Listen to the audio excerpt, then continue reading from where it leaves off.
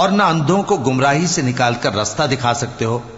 تم تو انہی کو سنا سکتے ہو جو ہماری آیتوں پر ایمان لاتے ہیں، پھر وہ فرما بردار ہو جاتے ہیں.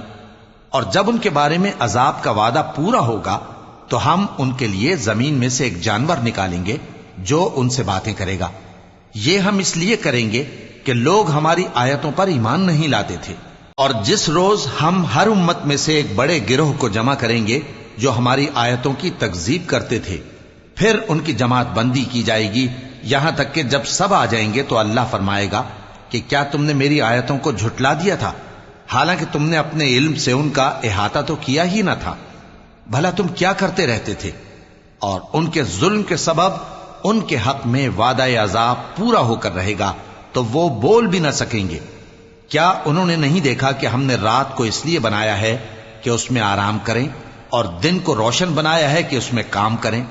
بے شک اس میں مومن لوگوں کے لیے نشانیاں ہیں. اور جس روز سور پھونکا جائے گا تو جو لوگ آسمانوں میں اور جو زمین میں ہیں سب گھبرا اٹھیں گے مگر وہ جسے اللہ چاہے، اور سب اس کے پاس عاجز ہو کر چلے آئیں گے. اور تم پہاڑوں کو دیکھتے ہو تو خیال کرتے ہو کہ مضبوط جمے ہوئے ہیں، مگر وہ اس روز اس طرح اڑتے پھریں گے جیسے بادل. یہ اللہ کی کاریگری ہے جس نے ہر چیز کو مضبوط بنایا. بے شک وہ تمہارے سب افعال سے باخبر ہے. جو شخص نیکی لے کر آئے گا تو اس کے لیے اس سے بہتر بدلہ تیار ہے، اور ایسے لوگ اس روز گھبراہٹ سے بے خوف ہوں گے. اور جو برائی لے کر آئے گا تو ایسے لوگ اوندھے منہ دوزخ میں ڈال دیے جائیں گے. تم کو تو انہی اعمال کا بدلہ ملے گا جو تم کرتے رہے ہو.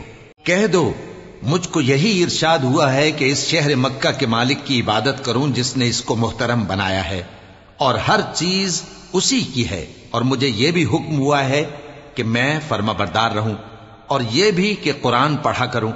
اب جو شخص راہ راست اختیار کرتا ہے تو اپنے ہی فائدے کے لیے اختیار کرتا ہے، اور جو گمراہ رہتا ہے تو کہہ دو کہ میں تو صرف خبردار کرنے والا ہوں.